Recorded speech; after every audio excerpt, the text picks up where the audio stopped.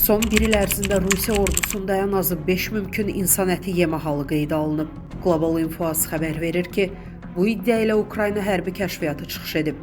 Məlumata görə, kəşfiyyat Sunday Times qəzetində Rus əskərlərinin insan əti yeməsi ilə əlaqəli ən azı 5 sənədləşdirilmiş hadisəyə dair material təqdim edib.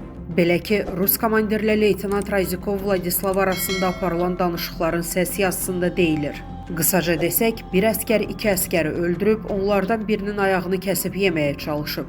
Daha sonra 2 başqa əskər həmin əskəri axtarmağa göndərilib və onu zirzəmidə kəsilmiş ayaqla birlikdə tapıblar.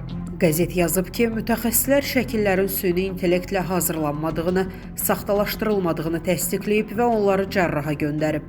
Cərrah isə görüntülərin döyüş yarası ilə uyğun gəlmədiyini bildirib. Bu, partlayış və ya qəlpə yarası kimi görünmür. Bu, iti bıçaqla kəsilmiş kimi görünür deyə cərrah vurğulayıb.